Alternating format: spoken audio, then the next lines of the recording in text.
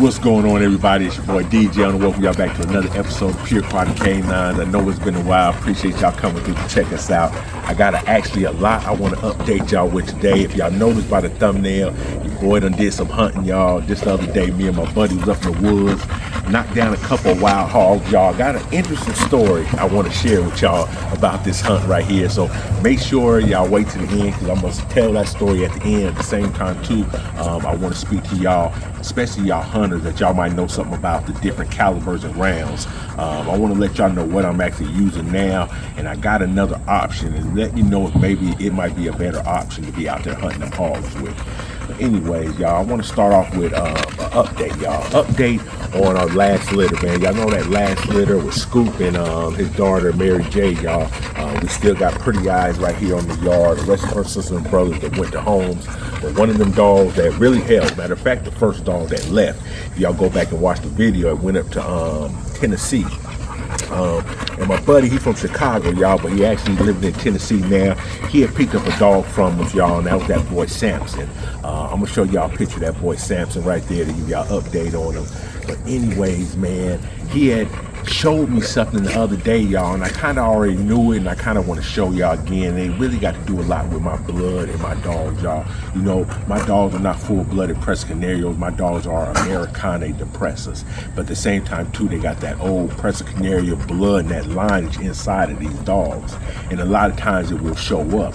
So with me running Scoop to Mary J, y'all, was an inbred, so a lot of times they'll tell you with inbreeding, different things will show up and come out of them dogs. And I want y'all to see that picture right there, y'all. Now, if y'all look at that picture right there, that is actually Samson, and then that is an old picture, I believe, y'all, from the 70s of a dog named Zorba. Zorba was original Dogo Canario from the Canary Islands, which the Press Canario eventually came from, y'all. Because like I say, man, one thing about the Press Canario, y'all, and if you're following right now, there's a lot of stuff, especially online, going on with them dogs, especially dealing with was black ever a true color with them, y'all, and the different types and standards for the dog, y'all. There's a lot of argument on what a true Press Canario should be and what they should look like. But at the same time too, if you go back to them old pictures, y'all, one of the arguments, you will see a lot of black Press Canarios. You will see a lot of Press Canarios with strong white chests, white features on their paws, y'all. That is something that was part of the breed, but actually that was back when they was called Dogo Canarios.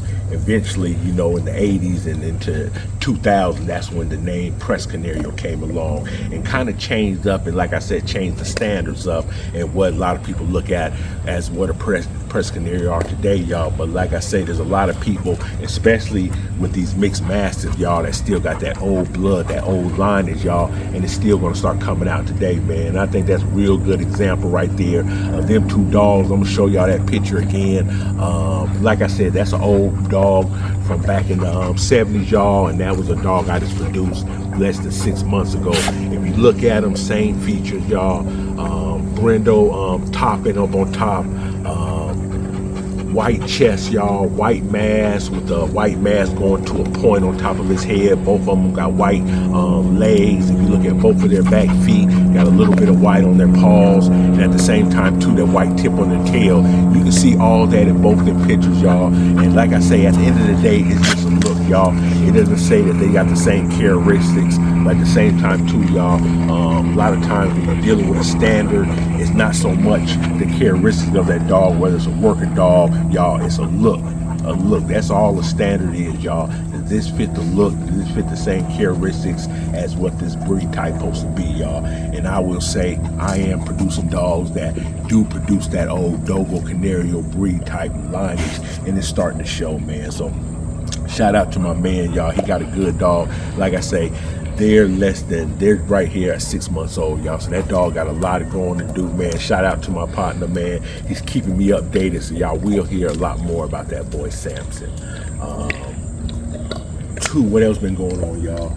Another reason too, man, I ain't gonna lie to y'all, while we ain't been having too many videos lately, man, the dog's been cutting up, y'all. During last week, man, we had one little scuffle with this girl Molly and Layla, they had got into it again, y'all. So they was kind of battered and bruised, y'all. So I've been doing a little healing with them, and not bad.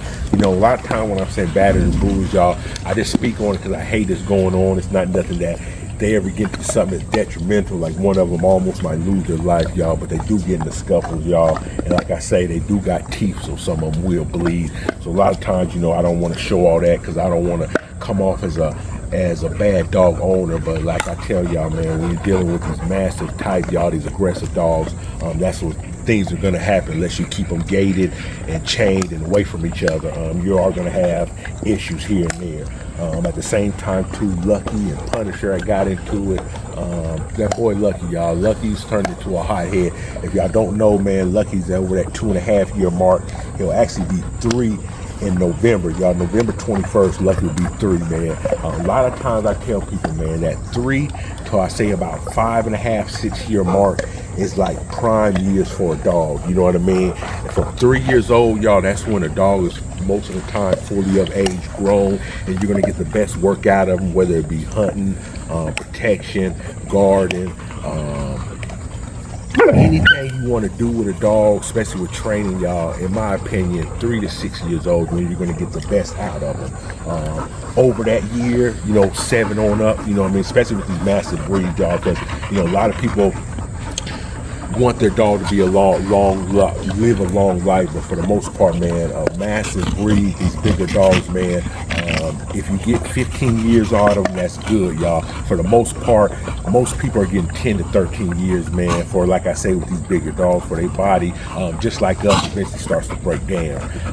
So like I say, over 7 years old is not to say that you're not still going to have a good working athletic dog, but he'll never be as best in his best shape as he was from that 3 to I say 6 year mark, y'all. So Lucky's right now, he's right there in that point right now, that 3 to 6 year mark, y'all, where he's one of the better dogs in my yard, y'all. But at the same time too, man, he's got a head on him.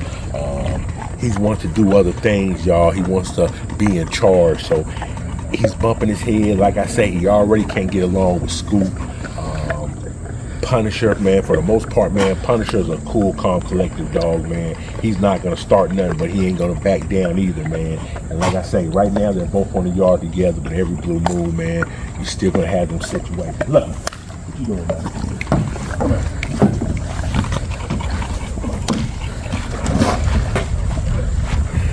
Yeah, this is my big baby right here, man. This is my big baby right here. Y'all see right there, man, Punisher got a little bite of himself. But like I said, they're all right, man. I say I love these dogs, y'all, but I ain't gonna lie, y'all, we do have situations, man. That's what's gonna come, y'all. We got these big dogs like this. Ain't that right? Hey, but let me tell y'all, man, about the hunting, y'all. So I was able to shoot 2 hogs, y'all. I only was able to bring 1 home, and I'm gonna tell y'all about the story real quick before we get up out of here. My buddy, I'm gonna show y'all some pictures, man. He been sending me pictures over his cam up in the woods where he's at, man. And he been showing me, you know, these hogs been coming through, and there's some pictures right there, y'all. So they've been coming through pretty deep, all different hours of the day, y'all. So we had planned just go ahead and get up here, man, knock a few of them down. So the other night we go up there, y'all. We up there hunting. Me and him in the tree stand. We ain't up there maybe 30, 45 minutes, y'all. 1 hog comes through. I get him between my sights, y'all. Knock him down. Knock him down, y'all. He drops. As soon as he drops, y'all, I would say it's 10 seconds, man. We kind of like, yeah, we got him, man. The hog jumps up, y'all. Hog jumps up, runs off into the bushes. So he's in the bushes, y'all. We're trying to listen for him. He comes out the bushes, y'all. Maybe 15 feet in front of us, y'all. He does a backflip, y'all. He's squirming around, so I might have hit him in the shoulder or something, because it looked like he was dragging his front legs. I messed up, y'all, overthinking my shot, y'all. Usually I try to do mostly head shots with a hog, but for some reason, man, I was telling myself overthinking. I kind of caught him right behind his ear, y'all, and I think he might have moved, and like I say, hit him with a shoulder shot, y'all. So we thought we had heard him kind of stop moving, y'all, so we were still up in the tree standing. We was like, you know what, you just let that hog chill for a second. We'll go get him later. So So sitting up there for a little while, y'all, maybe another 30 minutes pass, ain't nothing coming through. So we like, let's get down and just go find that hog. So we get down, y'all, it's not quite dark yet, but we're looking through the brush, we can't find him. So I'm kind of on the lower end where I think he might be, and my buddy done started backtracking back up the hill. He looks over the hill where the feeder is, y'all, some hogs done came through. So he done kind of hollered at me, but not hollering. He's like, man, I just ran some hogs off. They done came back through there. So he's like, he got some beagle. So he's like, I'm gonna go back to the house, get my beagle. I'm gonna come back down here. We're gonna try to use the beagle to find that hog that might have got away. And you go back in the stand, y'all. So I go back in the stand, y'all. He done shot back up to his property. So I'm sitting in there, y'all, and all of a sudden I start hearing something. I start hearing some noise, y'all. So, you know what I mean? I'm new to this wood thing, so I'm like, what is that? You know what I mean? I'm thinking, that's got to be a big hog right there, right? So I'm looking into the little point where we got the opening, y'all, where the feeder is, y'all. Why do I see a black bear, man? I see a big old black bear, y'all. Probably 400 pound black bear, y'all, sitting off in there, man. And he's just looking around, y'all, sniffing. I'm thinking it might have been that hog we had shot. Maybe he might have smelled blood or something like that. I might be hurting. So he done came through, right? So now I'm up here, y'all. This is my first time in the woods dealing with a bear, so I don't know what to do. You know what I mean? I'm thinking, should I shoot him? And I'm like, no, I shouldn't shoot him. That ain't what we up here to do. But I'm like, you know what I mean? But at the same time, too, I'm using my sense. I'm knowing, you know, I'm not making no noise. I'm not going to alert them to where I'm at the same time, too. I know a black bear, for the most part, ain't just going to just attack nobody. You know, it's not a brown bear or a grizzly, y'all. So I kind of know, you know what I mean? I can probably scare a black bear away. But I'm still on my P's and Q's. So I done texted my partner, man. I'm telling him, hey, man, there's a black bear down here. How about he gonna text me back? Oh, wow. Now, y'all, I don't know about y'all, but that was the last response I was expecting to hear. Oh, wow. So I'm like, oh, wow, I don't know what I'm supposed to do with that. So like I say, he's supposed to be headed back. So I'm thinking in my head, like, you know, I done warned him there's a black bear down here. So I'm still down there for a minute. I'm watching the black bear through the scope, because it done got dark now, y'all. So I got a night vision scope, so I done put the night vision on, and I'm kind of watching the black bear, y'all. And he done kind of got behind a thicket of woods, and I can't see him or hear him no more. So I'm like, shoot, you know what I mean? I'm not thinking he can sneak up on me, so I'm just sitting there chilling. Y'all, it ain't 5 minutes. I don't know how these pigs and these hogs didn't pass each other, y'all, but not 5-10 minutes after that black bear got out of my sight, y'all, another hog came through, y'all. And that's the hog, that second shot right there that I showed y'all a picture of. I seen that came through, and I'm not knowing, later on we look at the trail camera, there was actually 3, but I could see that one, y'all. And like I say, I done already let one get away. So in my mind, I'm like, nah, I'm not missing 2, you know what I mean? I'm getting me a hog while I'm up here. So he come through, y'all. I got enough of his head, and I peeked out around the bush, y'all. Boom. Shot him again, y'all. Just like the first pig, instantly dropped to the ground, y'all. No movement. But I done learned my lesson about that, y'all. So I done double tapped him to hit him again, y'all. When I hit him with the second shot, how about the second shot? He done jumped up probably about 5 feet, y'all. He done jumped up 5 feet into the thicket. So I'm thinking he done shot off 2. So I'm dang like, man. So I'm sitting up there, man. My homeboy eventually comes down with his beagle. We go to where the second shot was, y'all, and we kind of looking for it. And at first we couldn't find it, y'all. And like I say, there's crazy things about these pigs, man, in the woods. No matter what color it is, man, it's almost camouflage. So literally where I had shot him and he had failed, y'all, when I hit him with that second shot, he had jumped up another 5 feet to where the thicket starts, y'all, and landed right there in the thicket. But the first time we came through, we passed him, didn't even see him. We went all the way around, still looking for him, and got off in there, couldn't find him. Went back, you know, just to backtrack, see if we could find some sign of blood, y'all. And like I said, when that second shot hit him, y'all, he, like I said, then a 5-foot leap. And that second place, man, he stared, he didn't move again, man. Both of them was headshots.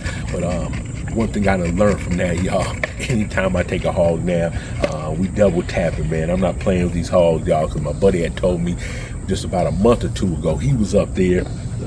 And He had shot one, and then when he had went back through the woods, to get it, as soon as he went through, the hog had got up and rushed him, man. So you got to be careful with them hogs, y'all. They're strong animals, real resilient. But what I want to ask the hunters out there, what I'm shooting with is a 6.5 Creedmoor. At the end of the day, I done knocked them down, y'all. One shot them, and they ain't moved. But at the same time, too, y'all do got the option to use a 7.62. What do y'all think or know will be the better round, or at the end of the day, is it pretty much still going to be about the same, or with that 7.62 have more stopping power? Because like I said, at the end of the day, the 6.5 Creedmoor does its thing, and I can't take away from that bullet, because like I said, the other night with these two hogs right here, like I say, it's user error. A lot of time with my fault on these two shots right here, even though I was able to bag the second one, the first one, y'all. We took the beagle, y'all. He took us on a long trail, y'all, through the woods. I'm talking about we're having to duck down 3 feet, y'all. I'm talking about we're in a narrow path hunting for it. Eventually couldn't find that first hog. I hate that, y'all. Kicking myself in the butt, y'all, for like I say, man, if I hit something, I want to make sure I get that kill. At the same time, too, when we was headed back out of there after we figured out we wasn't going to find it, we did hear some coyotes in the distance. So pretty much what I'm hoping is that hog had got away, but like I say, he wasn't going to be able to live or survive, and hopefully he's a meal for the coyotes, and you know what I mean, tree of life, you know what I mean, it's gonna go back, you know what I mean. It's still gonna go to the ground, gonna feed the coyotes, and another day we'll be out there and maybe knock down them same coyotes, y'all. We never know. But at the same time, like I say,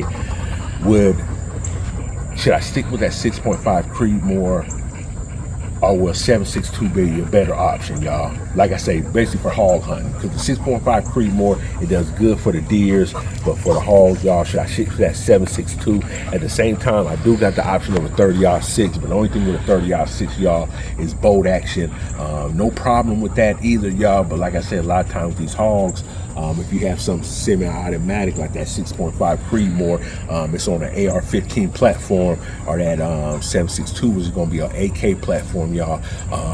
I'll have the more option to be able to get off more rounds, y'all, faster. You know what I mean? Especially in case, options like that where them hogs are coming in deep like that, where there's 10, 15 of them. If I plan a shot off right, y'all, I should be able to get one or two. But with that being said, I just want to give y'all a little update on what we got going on. I got that hog actually in the freezer. I'm gonna let that hog meat, usually what I do with that hog meat, I let it sit for 20 to 30 days, y'all, to let it freeze over, because along with heat, freezing does kill a lot of parasites and things of that nature. So one of the two things I do, because like I say, I'm not saying nothing bad with them hogs, but I'm not getting them tested. I know they're living off the wild, so I know for the most part, y'all, they're healthy, y'all, and they're having big litters up there and they're coming through deep. But at the same time, too, they do carry parasites. So one of the things I do, like I say, 20 to 30 days freeze it, y'all. That's one form of killing parasites. And then on the day I do feed them, y'all, I usually set out here in the backyard a makeshift hot pit grill, and I will warm them meat up to about 160, 170 degrees, just for the simple fact is to kill anymore, y'all. This will be on the safe side, and they appreciate it too, y'all. That'll be their one time they get cooked grilled meat, y'all, when I give them hogs, y'all. So like I say, I'll show y'all that day when I do that. Like I say, it'll probably be another 30 days from now, but I'll definitely keep y'all updated. And then at the same time, what I want to tell y'all too, about the hog meat, y'all, and I believe I didn't speak on this, man. Hog meat, deer meat, raccoon, squirrel, y'all. Anything that you can hunt and find in the wild, y'all, at the end of the day, is always going to be better meat for your dogs than anything you can feed them out of a bag of kibble or anything you can go to these grocery stores. I know a lot of times we look at the wild animal, we think about disease and parasites, y'all, but believe me, at these factories where you're getting our meat at, y'all, and they're pumping them full of different medicines, y'all, a lot of times that meat is no more healthy or no more better than what's out in the wild. So at the end of the day, man, if you're in a place where, especially where you got things like wild hogs dogs, where they're a nuisance, and you can get out there, man. Get out there, get that animal, y'all. Use that source of meat, man, because at the end of the day, it's free. It costs you no money. And then, like I say, man, it's going to be a better protein, a better food source for your dogs, because you know it ain't got all that medicine and everything that just shot off on these pigs and these cows at these farms, y'all, full of steroids to keep them healthy, y'all. So believe me, man, if you can do any type of hunting, any type of animal, their food, especially if you're going raw, if you can get it off the land, y'all, a natural animal, man, it's going to be better for your animal, your dog, any day of the week. With that being said, man, my son done cleaned up the yard today, so I ain't got too much to do. I might have to fill up some water buckets and feed them in a little while. But other than that, y'all, we chilling. I appreciate y'all coming through, man. I know it's been a little wait. Y'all definitely see me 2-3 more times this week, so make sure if y'all ain't already subscribed, hit that subscribe button, hit that like, hit that share, leave a comment, especially if you're a hunter. Let me know about them 2 rounds, man. And we're going to see y'all next time. We out. A real problem's the monkey. The monkey's the eye in the sky. He sees everything.